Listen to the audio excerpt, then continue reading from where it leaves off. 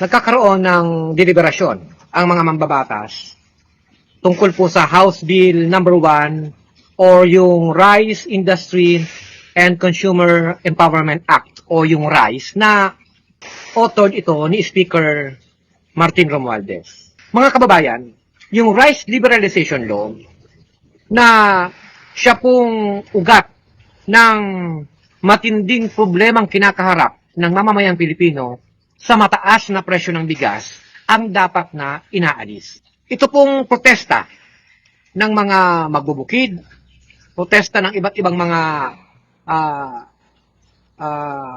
mamamayan dyan po sa labas po ng House of Representatives ay dapat na patambulin, ipalaganap, sapagkat malakas dapat ang ating panawagang ibasura ang Rice Liberalization Law na siyang nagdudulot ng malalang epekto sa kabuhayan ng mga magsasaka, pagsirit ng presyo ng bigas, pero ang baba ng presyo po ng palay. Ito po yung nagpapababa sa presyo ng palay, ito pong Rice Liberalization Law.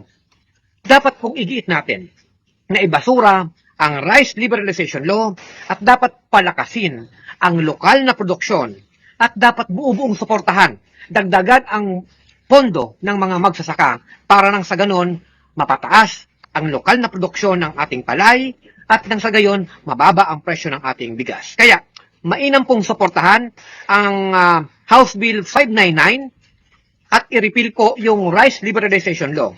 Yung House Bill 578 po yung Rice Industry Development Act ng makabayan sa Kongreso, yan po yung dapat na pinag-uusapan. Kaya dapat po mga kababayan, sa ngayong araw, pinapanindigan natin na ang Rice Liberalization Law ay dapat na ibasura.